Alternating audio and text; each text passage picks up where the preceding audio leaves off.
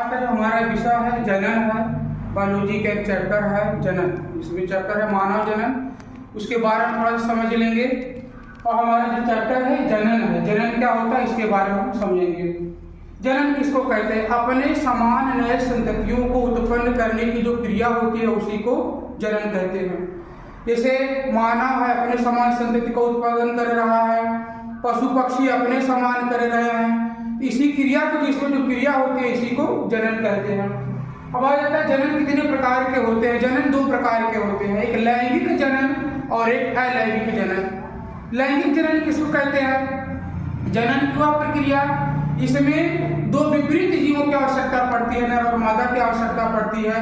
यह जो जनन की क्रिया होती है उसको लैंगिक जनन कहते हैं। और अलैंगिक जनन किसको कहते हैं?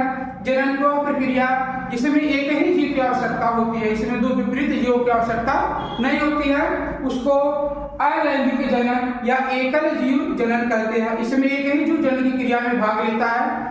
इसमें नर और मादा दोनों के जननांग एक ही जीव में पाए जाते हैं। तो आप इसको देख लेंगे। जनन क्या है?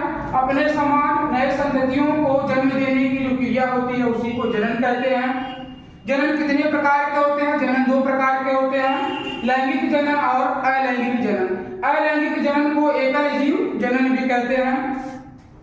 लैंगिक जनन क्या है? जनन की वह प्रक्रिया जिसमें दो विपरीत जीवों की आवश्यकता पड़ती है, नर और मादा। जनन की प्रक्रिया जिसमें दो विपरीत जीवों की आवश्यकता पड़ती है उसको लैंगिक जनन कहते हैं।